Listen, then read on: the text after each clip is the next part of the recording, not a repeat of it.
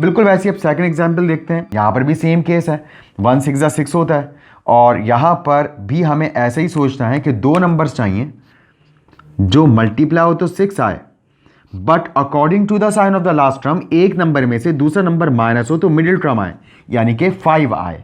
तो यहाँ पर अब हम चेक कर लेते हैं बिल्कुल वैसे ही, यानी कि जो भी प्रोडक्ट है, प्रोडक्ट को हम डिवाइड करवाना शुरू करते हैं 1 से, फिर 2 से, फिर 3 से, और आने वाले रिजल्ट को डिवाइजर से माइनस कर करके देखते रहेंगे। जिधर दोनों का डिफरेंस 5 बन जाएगा वहीं पर हम उसको फाइनलाइज कर लेंगे।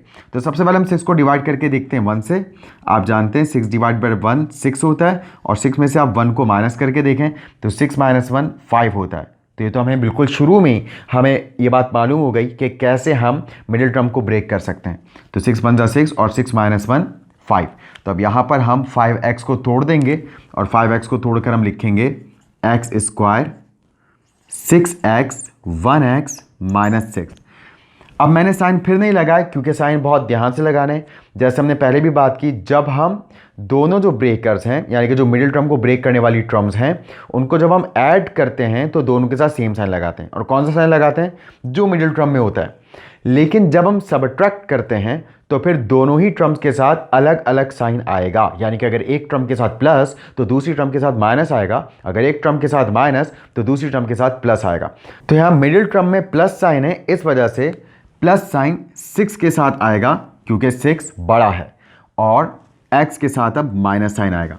तो अब ये आप देख सकते हैं, इसको चेक भी कर सकते हैं। 6x में से जब 1x माइनस होगा तो 5x रह जाएगा, और यूं हमने मिडिल टर्म को दो टर्म्स के डिफरेंस के तौर पर लिख दिया, और यूं 3 टर्म्स 4 टर्म्स में कन्वर्ट हो गई हैं। और अब जब 4 टर्म्स हमारे सामने हैं तो हम दो टर्म्स करके कॉमन लेंगे।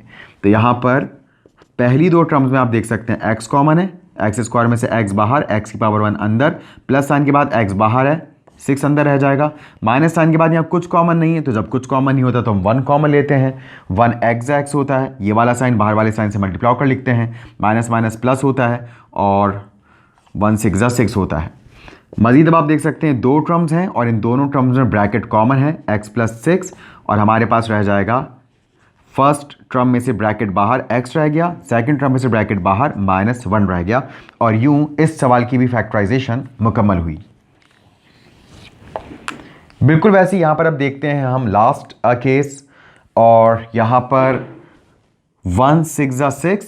अगेन हमें 2 ऐसे नंबर्स चाहिए जो मल्टीप्लाई हो तो 6 आए, but according to the sign of the last term minus हो तो 5 आए।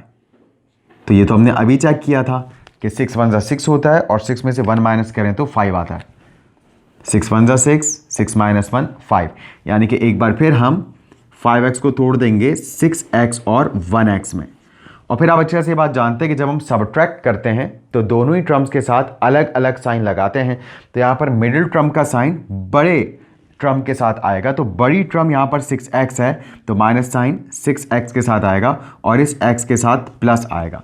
और यहाँ पर भी बिल्कुल ऐसे ही सवाल था, मगर यहाँ पर क्योंकि मिडिल टर्म में प्लस था इसलिए हमने 6 के साथ प्लस साइन लगाया था और x के साथ माइनस। लेकिन यहाँ मिडिल टर्म में माइनस है, इसलिए अब 6 के साथ माइनस आएगा, यानी कि बड़ी टर्म के साथ मिडिल टर्म का साइन आएगा, और जो टर्म रह जाएगी उसके साथ बचा हुआ साइन आएगा। 2 ही साइन होते हैं, एक प्लस और एक माइनस, जब हम यहाँ वर्किंग करते हैं।